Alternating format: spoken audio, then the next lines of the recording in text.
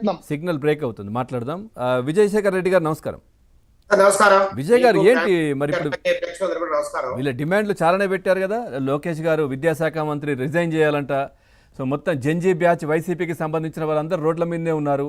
So పూర్తిగా Gen Z ఆగ్రహావేశాలను రాష్ట్రం మొత్తం చూసిందంటూ జగన్మోహన్ రెడ్డి గారు ట్వీట్ చేశారు. మరి ఎక్కడ అంత పెద్ద ఆగ్రహావేశాలు ఎక్కడ కనబడ్డాయో, మరి ఎట్లా చూశారో, ఎక్కడ చూశారో, మరి దేంట్లో వాళ్ళకి సంబంధించిన పత్రికల మీడియాలో చూసిండ్రా, ఎక్కడ చూసిరో తెలియదు. మరి అట్లా నేను అదే చెబుతున్నా.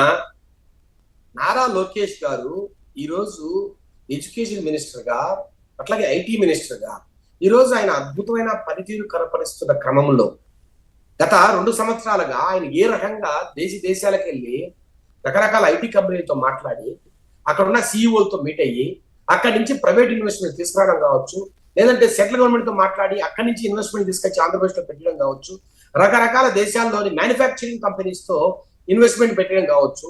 ఈ రోజు రకరకాలుగా ఆయన అద్భుతంగా కష్టపడుతున్న నేపథ్యంలో అమెరికా నుంచి ఆస్ట్రేలియా వరకు, సౌత్ కొరియా నుంచి రష్యా వరకు ఆయన పరిగెడుతున్న క్రమంలో ఆయన మీద ఈ మధ్య కాలంలో బురద జల్లాలనే ఒక తాపత్రయం. ఎందుకు తాపత్రయపడుతున్నారు అంటే, నారా లోకేష్ గారు ఆయన అద్భుతమైన పరిధి కనబడుతున్నారు. ఈ రోజు రాష్ట్రంలో ఉన్న జెన్సీ అట్లాగే యువత ఎవరైతే ఉన్నారో 54% పైగా ఉన్న యువత ఈ రోజు ఆయన అమితంగా ఇష్టపడుతోంది. ఆయన మా లీడర్ అంటోంది, ఈ రాష్ట్రానికి దిక్సూచి అంటోంది. కాబట్టి ఆయన మీద బురద జల్లాలని అనుకుంటున్నారా? ఆయన్నే టార్గెట్ చేస్తే రేపటి రోజు ఆయన మాకు పోటీ రాకుండా ఉంటాడనుకుంటున్నారా? సార్, ఈ రోజు ఆయన ఏదైతే పనితీరు కనబరుస్తున్నారో ది వీక్ మ్యాగజైన్ ఏం చెప్పింది సార్?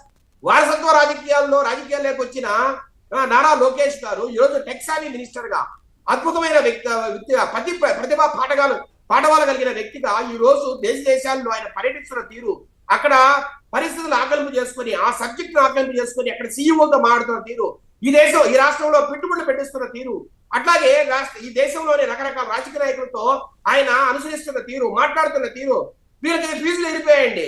ఎక్కడ ఏం అర్థం కావట్లా, భయం కమ్మేసుకున్న పరిస్థితి. అసలు మనం ఈ రాష్ట్రంలో నెక్స్ట్ మళ్ళా గెలవగలమా సార్? చంద్రబాబు నాయుడు గారు అనుకుంటే చంద్రబాబు నాయుడు గారి కన్నా ఒక మెట్టు ఎక్కువ ఈ రోజు పరిగెడుతున్న తీరును చూస్తున్నాం.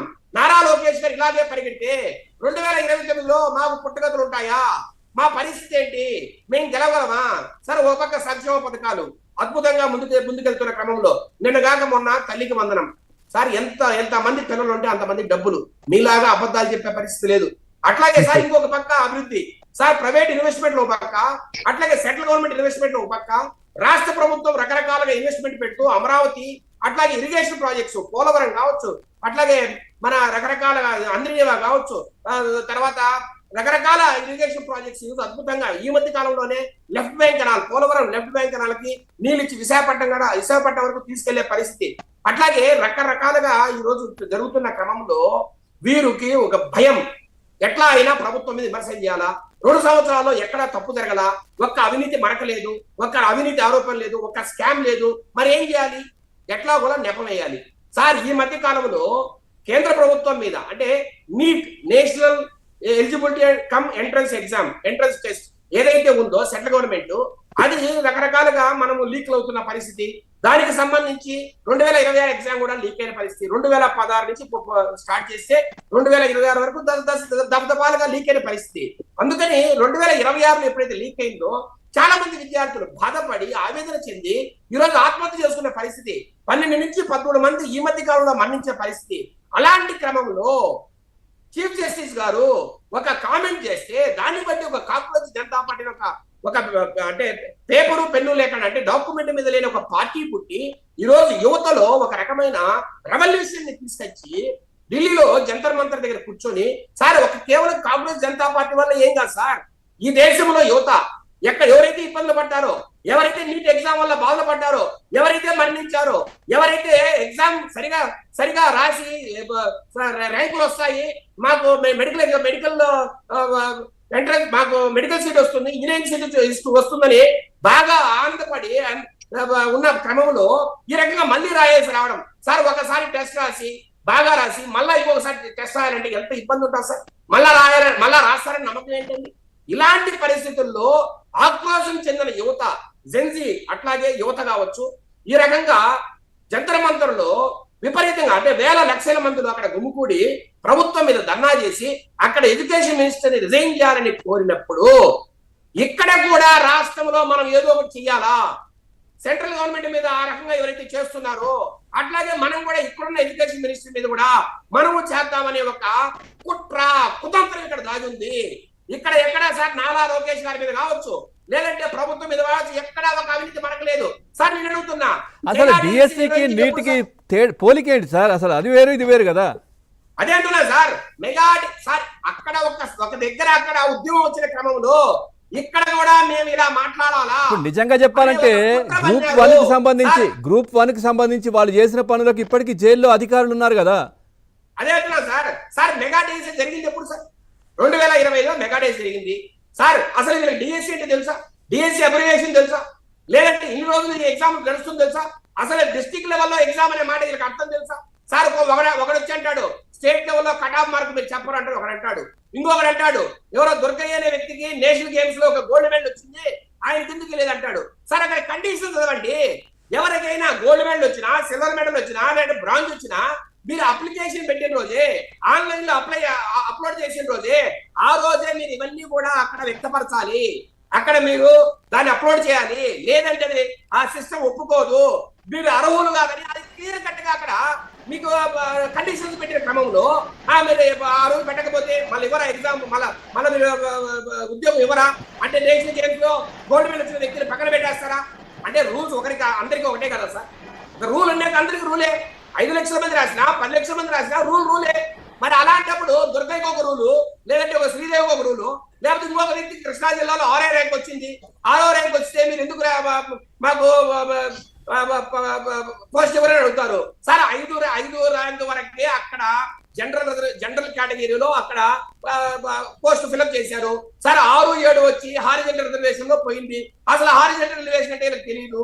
హారిజంటల్ రిజర్వేషన్ ఎలా అమలు చేస్తారు సార్? ఇచ్చిన జీవో మీరే, ఇచ్చిన జీవో 77 మీరే ఇచ్చారు హారిజంటల్ రిజర్వేషన్ మీద.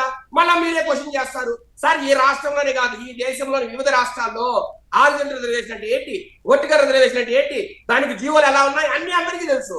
అయినా క్వశ్చన్ చేస్తారు. ఎందుకంటే సార్ మీరు కుట్ర పడుతున్నారు కాబట్టి, కుతంత్రం పడుతున్నారు కాబట్టి, ఎక్కడా నిజాలు లేవు కాబట్టి. సార్ అదొకటి పక్కన పెడితే ఇక్కడ పేపర్ లీక్ అయిందంటారు. ఇది కంప్యూటర్ బేస్డ్ టెస్ట్. ఇది జంబుల్డ్ క్వశ్చన్స్ వస్తాయి. ఒక వ్యక్తికి వచ్చే క్వశ్చన్స్ ఇంకో వ్యక్తికి రావు. అట్లాగే ఒక రోజు ఇచ్చిన క్వశ్చన్ పేపర్ ఇంకొక రోజు ఉండదు అని ఇన్నిసార్లు నెత్తి దూరం ముట్టుకొని చెప్పినా మీరైనా వింటారా? మళ్ళీ అదే అంటారు ఇక్కడ పేపర్ లీక్ అయిందంటారు. కంప్యూటర్ బేస్డ్ టెస్ట్ లో పేపర్ లీక్ కావడం అంత ఈజీ కాదు. ఎక్కడైనా పేపర్ లీక్ అయినట్టు నిరూపించగలరా? ఒక్క సంవత్సరం ఏ ఒక్క అభ్యర్థైనా ఈ డిఎస్సి ఎగ్జామ్ రాసిన ఏ ఒక్క అభ్యర్థైనా వచ్చి ప్రెస్ మీట్ పెట్టాడా? ఎక్కడైనా మాట్లాడా? ఏ ఫోరంలో అయినా ఇబ్బందులు మాట్లాడా? ఏ ఫోరంలో అయినా అసంతృప్తి ఎక్కడ పెట్టారా? ఇక్కడే సిద్ధికి ఉన్నాడు. రకరకాల జేఏసీ నేతలు ఉన్నారు. ఎవరైనా ముందుకు వచ్చి మాట్లాడారా? వారికి ఇబ్బంది కలిగిందా? మీకు ఒక్కరికి ఎందుకు ఇబ్బంది కలుగుతుంది? వైసీపీ నాయకులకు మాత్రమే ఎందుకు ఇబ్బంది కలుగుతుంది?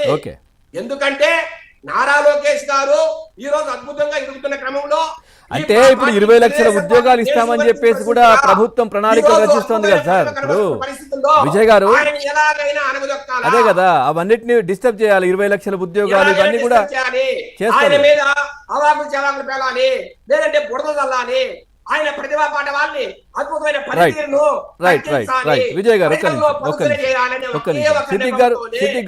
ఈ రోజు జగన్మోహన్ రెడ్డి గారు మాట్లాడుతున్నారు.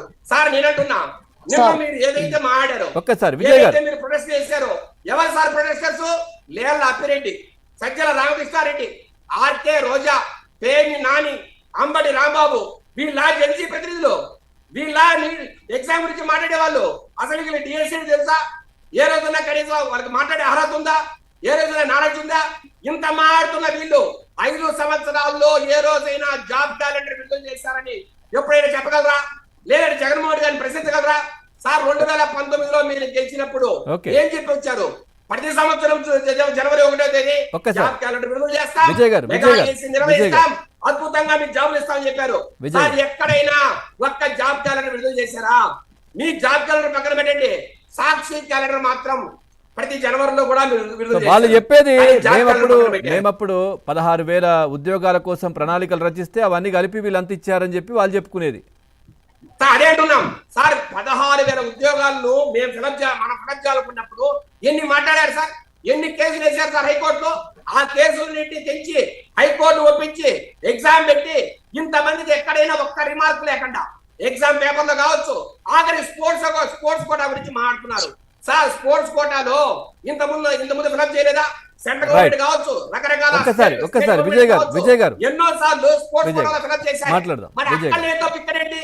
అక్కడ ఏ రూల్స్ అయితే పాటించారో, సెంట్రల్ గవర్నమెంట్ ఏ రూల్స్ అయితే పాటించిందో స్పోర్ట్స్ కోటా గురించి, అదే రూల్స్ ఈ రోజు రాష్ట్ర ప్రభుత్వం కూడా పాటించింది. అక్కడ లేదు తప్పు ఇక్కడ ఎందుకు ఉంది? మీరు ఎక్కడ తప్పులు ఎదుగుతున్నారు సార్?